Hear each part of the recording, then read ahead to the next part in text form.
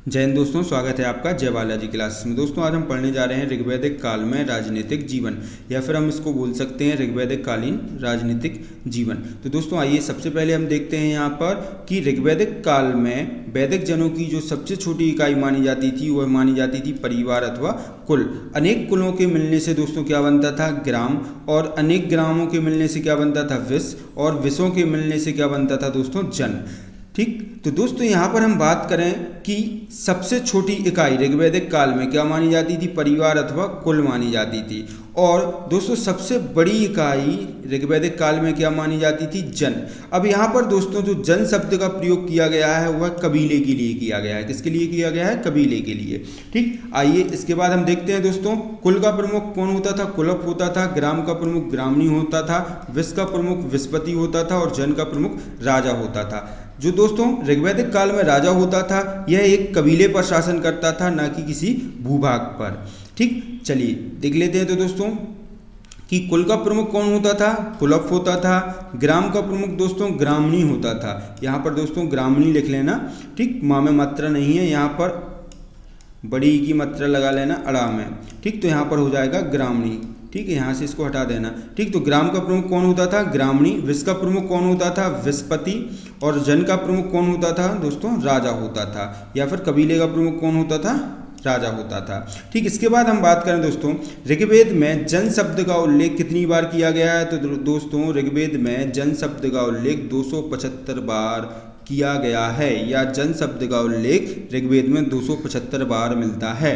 इसके बाद हम बात करें दोस्तों वही जो हमने ऊपर समझाया था कि जन सबसे बड़ी इकाई थी, इसका मुखिया राजा कहलाता था। राजा अपने कबीले पर शासन करता था, ना कि किसी भूभाग पर। राजा का क्या कार्य होता था? राजा का कार्य होता था अपने मवेशियों की रक्षा करना तथा युद्ध जनित स्थिति में युद्ध करना। ठीक, तो राजा अपने कबीले पर शासन करता था, ना कि किसी भूभाग पर। राजा अपनी मवेशी की रक्षा और युद्ध करता था। ठीक, अब इसके बाद हम बात करें दोस्तों राजा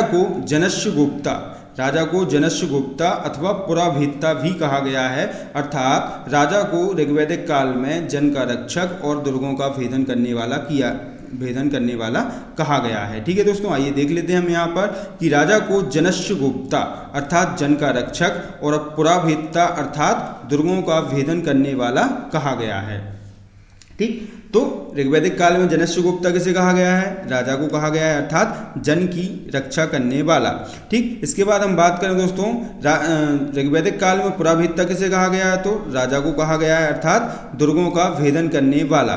ठीक, इसके बाद हम बात करें कि ऋग्वैदिक काल में आर्यों के प्रमुख 5 कबीले थे, या प्रमुख 5 जन थे। वो कौन कौन से थे? अनु, द्रोह, यदु, तुर्वस और पुरु, जिन्हें पंचजना अथवा पंचकुंतला कहा गया है। ठीक, तो ऋग्वैदिक काल में आर्यों के प्रमुख जन या कबीले अनु, द्रोह, यदु, तुर्वस और पुरु थे, जिन्हें पंचजना या पंचकुंतला कहा गया है। ठीक है दोस्तों, इसके बाद हम बात करें दोस्तों ऋग्वैदिक काल में राजा की सहायता करने के लिए कुछ संस्थाओं का उल्लेख मिलता है। ठीक, जिन्हें हम विदत, गण, सभा और समिति कहते हैं। ठीक, तो आइए देख लेते हैं हम दोस्तों कि राजा की सहायता हेतु कुछ परिषदों या संस्थाओं का भी उल्लेख मिलता है। प्रमुख संस्थाएं वो कौन कौन सी हैं? विदत, गण, सभा, समिति। ठीक, इनका जो उल्लेख है दोस्तों किसमें मिलता है? ऋग्वेद में मिलता है। दोस्तों विदत जो थी दोस्तों सबसे प्राचीन संस्था थी। इसके बाद हम बात करें दोस्तों गण, तो गण और विदत जो हैं वैचारिक और धार्मिक कार्यों की देखभाल करने वाली संस्था थी। आइए दोस्तों इसके बाद हम सभा और समिति के बारे में पढ़ लेते हैं। ठीक, तो आइए देखते हैं कि अथर्ववेद में दोस्तों सभा और समिति को प्रजापति की 2 पुत्रियां कहा गया है। ठीक, इससे क्वेश्चन आता है कि सभा और समिति को प्रजापति की 2 पुत्रियां किस वेद में कहा गया है? तो किस वेद में कहा गया है? अथर्ववेद में। ठीक, तो अथर्ववेद में सभा और समिति को प्रजापति की 2 पुत्रियां कहा गया है। ठीक, इसके बाद हम सभा की बात कर लेते हैं। तो दोस्तों सभा से 3-4 क्वेश्चन बनते हैं। सबसे पहले क्वेश्चन बनता है कि सभा को नरिष्ठा किस वेद में कहा गया है, या नरिष्ठा किसके लिए कहा गया है ऋग्वैदिक काल में? तो सभा के लिए कहा गया है। और किस में कहा गया है? अथर्ववेद में कहा गया है। ग्राम संस्था कौन थी ऋग्वैदिक काल में? तो कौन थी? सभा थी। थी। श्रेष्ठ एवं वृद्धजन की संस्था कौन थी ऋग्वैदिक काल में? तो कौन थी? सभा थी। ठीक, तो आइए देख लेते हैं सभा के बारे में। अथर्ववेद में सभा को क्या कहा गया है? नरिष्ठा कहा गया है। यह एक क्या थी? ग्राम्य संस्था थी।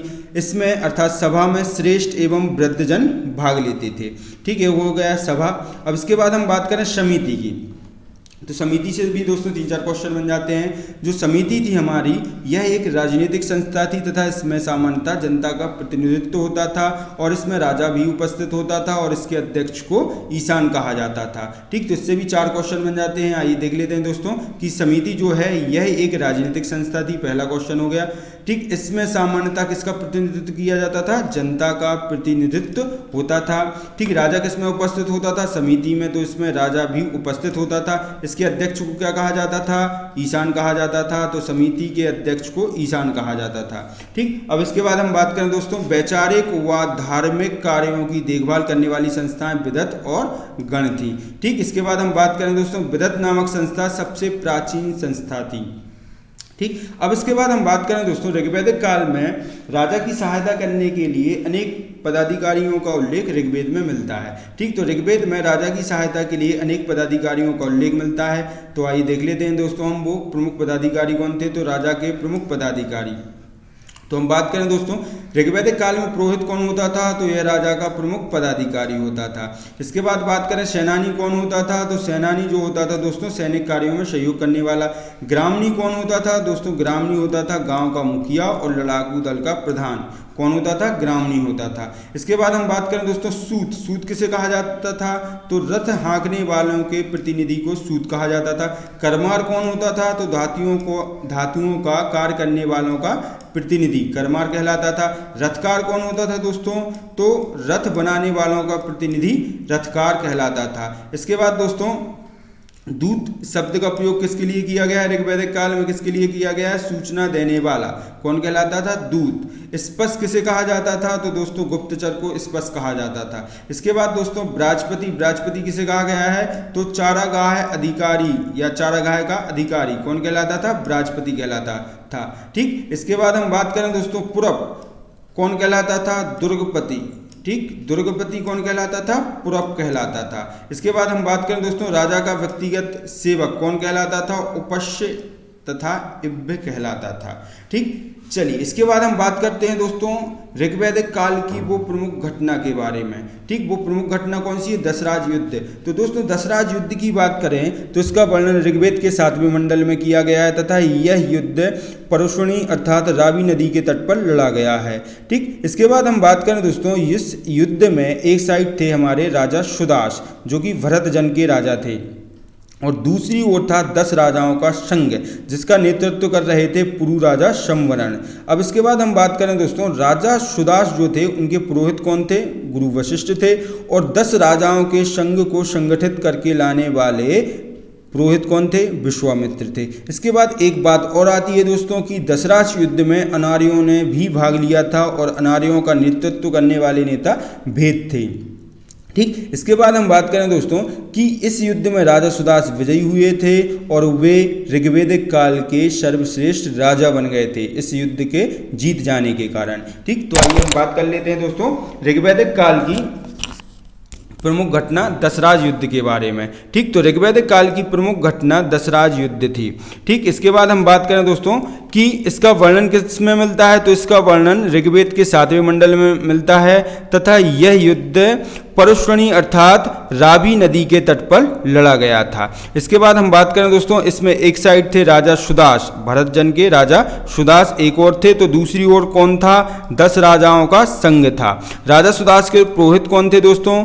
गुरु वशिष्ठ थे और दोस्तों 10 राजाओं के संघ का नेतृत्व कौन कर रहे थे? पुरु राजा शंवरण कर रहे थे तथा 10 राजाओं को संगठित करके लाने वाले पुरोहित कौन थे? तो कौन थे? गुरु विश्वामित्र थे। ठीक, इसके बाद हम बात करें दोस्तों इस युद्ध में अनार्यों ने भी भाग लिया था तथा इन अनार्यों का नेतृत्व कौन नेता कर रहा था? तो उस नेता का नाम था भेद। ठीक, इसके बाद हम बात करें दोस्तों, इस युद्ध में राजा सुदास विजयी हुए एवं ऋग्वैदिक काल के सर्वश्रेष्ठ राजा बन गए। ठीक है दोस्तों, तो दोस्तों जो स्टूडेंट इस वीडियो को पहली बार देख रहा है उसे ये भी बता दें हम कि इस वीडियो से संबंधित अन्य वीडियो की लिंक आपको इस वीडियो के डिस्क्रिप्शन बॉक्स में मिल जाएगी। साथ ही साथ यदि दोस्तों आपको हमारे पढ़ाने के तरीके अच्छा लगता है तो हमारे चैनल को सब्सक्राइब करें, शेयर करें और हमारे वीडियो पर लाइक और कमेंट करना ना भूलें।